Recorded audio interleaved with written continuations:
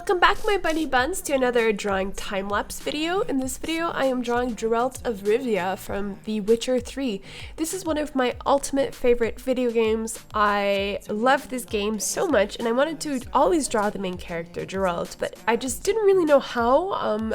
You guys know that I don't typically draw men.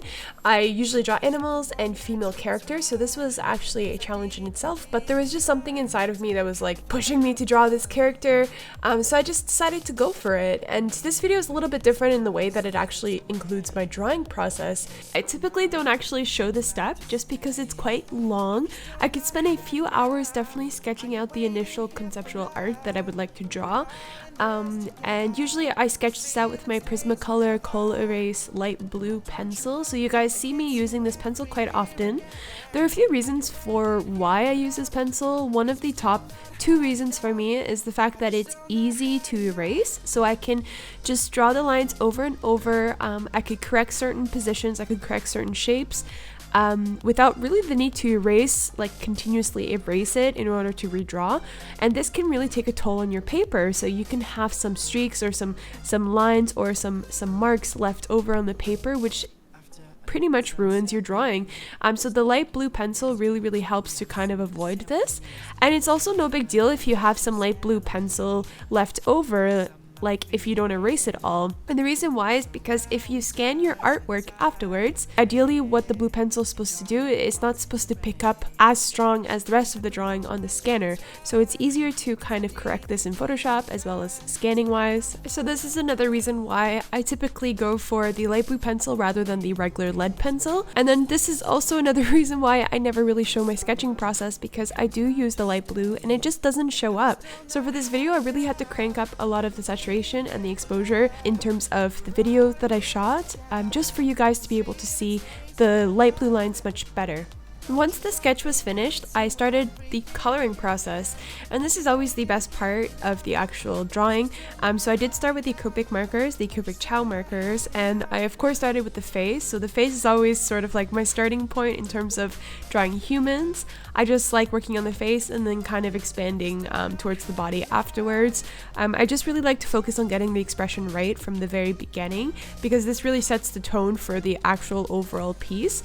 And I think Geralt's expression is quite dark, a little bit menacing, and I really wanted to try to get that with the darker shades of the cool gray that I was using. And I'm not really sure if I did a really good job, because I'm not that skilled or talented at drawing men, and I'm still learning the sort of proportions. I think a lot of the magic really comes in terms of the shadowing and the approach that I took to the actual shadowing. A lot of the magic came from that. And because the face is quite small compared to the body, I did do the initial color with the Copic Ciao markers, and then I really progressed on the shadowing with my Faber-Castell Polychromos pencils. And this is something that I typically do just because the surface area is so small and you won't really want to get deep into the details, especially around the eyes and the sort of shadowy part of his left side of the face. So this was kind of a challenge in itself, but yeah, I always use my pencil crayons for that sort of just really small detail. And of course for his hair, it's quite white or maybe light gray in color. So I did use the Copic Ciao cool gray colors and the Polychromos cool gray as well to add sort of like the hair strand to really make the texture pop. So I used really sharp pencil crayons for that as well. And once the face was finished, it actually wasn't as finished as I would have liked it to be. There's definitely more room for improvement in that case, but I decided to just kind of let it be and continue on with his body. So the approach that I took with his body, of course, I pretty much just draw section by section. So whether this is just like pieces of his armor, I would just draw one section at a time, and I would lay down the initial color with the Copic Ciao marker. So I was kind of using a combination of black, the dark cool grays, and sort of like sepia or dark brown markers. So this was basically the only colors that I used for his armor. And yeah, I think that it turned out quite nice.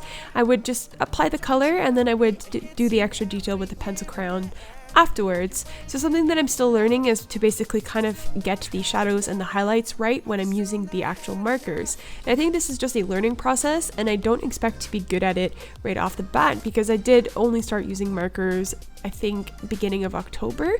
So I'm very new to this whole like marker scene. It's very new to me. I'm more well versed with the actual pencil crayons. But yeah, I really like to use both in my drawings. I think it brings a whole different sort of dimension. So as a beginner myself, in terms of drawing armor or full body gear, I think something that I could really give you guys as sort of advice would be to not really focus on getting every single detail. So a lot of these video game characters, they have some really intense armor work happening here. It's just like they have lots of belts, buckles, textures, chainmail, and yeah, you would like to try to get as much detail as possible, but if you're a beginner like I am, you just want to focus on sort of like the essentials rather than focusing on all of the details at once, because this can really kind of discourage you and you might feel like I'm never going to be able to get it as good as it is in the reference photo. So yeah, definitely focus on, keeping it simple.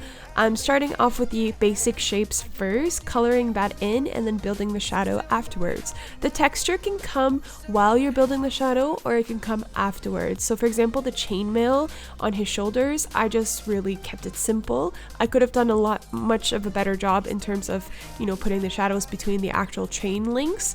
But I basically just colored it with dark gray and added a white pencil crayon sort of texture on top to kind of capture that chainmail-esque pattern.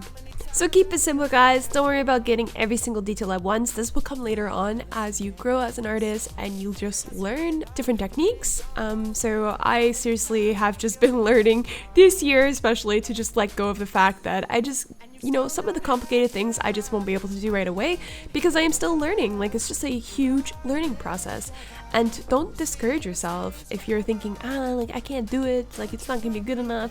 Just don't discourage yourself in that regards. Like, just keep pushing yourself every single day and keep drawing, and that's all you can really do. And then eventually you'll be able to do the complicated things you wanted to do since the very beginning, and it will come like natural to you. So that's sort of like my little advice or pep talk for you guys. Generally for the rest of the actual drawing, I pretty much did the same approach. I laid down color with the Copic Ciao markers. I would maybe further enhance some of the shadows with the Copic Ciaos, and then I would go for the really fine detail with the Faber-Castell Polychromos pencil crayons.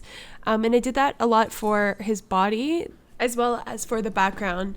In terms of the actual hand here, this was probably one of the most challenging parts of the actual drawing because there is sort of a strange angle happening with his hand, and on top of it, there's like fire shooting out of the palm of his hand. So I had to somehow incorporate this sort of angle, and this was the most difficult part. And I actually kind of screwed up the color in terms of the actual firebolt that's coming out of his hand. It was actually way too yellow in color. It should have been more of like an orangey yellowy color, and I should have really layered sort of Copic Ciao markers together to get that effect. But for whatever reason, I just went with a straight yellow, and it turned out so bad. I think I used a canary yellow.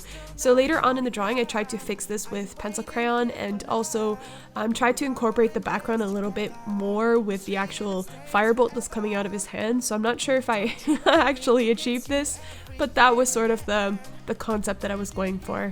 And just to further clarify, yes, I did use a reference photo to draw his position, sort of like the angle. I just basically googled Geralt of Rivia, Witcher 3, checked the Google images, and I think this was a still from the actual game company. I'm not really sure if it's like a promo image of some sort, but I did like the action pose he was holding, and I really liked the fact that there was sort of like, the magic spell or like the fire spell coming out of his hand. I really wanted to try to draw that sort of angle. So yes, I did use a reference photo, but it's all fully drawn by hand. And the background was actually something that I just incorporated myself. Now, for those of you who have played The Witcher 3, you guys know that there's such a gloomy sort of aspect to the game. And there's a lot of sort of like hazy, gray, foggy scenes in the actual game. And you've also got that sort of fairy tale-esque kind of vibe with the dark trees or the forested areas, sort of medieval as well. So I really wanted to get this sort of aspect in the background. So I really used 3 different types of cool gray markers to kind of do a gradient in the background, starting with one of the darker grays, and then I went up to a lighter gray as we progressed higher up to his head. I then used these sort of pencil crayons, just primarily black, to kind of draw the trees in the background, and I really wanted to make it look like it was more sort of bushy around his body area rather than single trees. I really wanted to kind of give that specific effect. It's quite unfortunate though, near the end of the actual video here, you'll notice that the screen or the actual clip is out of focus, and that's only because I was cleaning up my desk, changing things around, and somehow through the process my camera was defocused and I didn't notice it until the actual thing was finished. So it's a little bit crappy in that sense, so you guys won't be able to see a crisp, clean finish, but that was basically it. And I'd like to thank all of you guys for watching. I hope you guys have a fantastic new year, and don't forget to subscribe if you guys are new to this channel, as well as give this video a big thumbs up for a like, and I will see you guys very, very soon.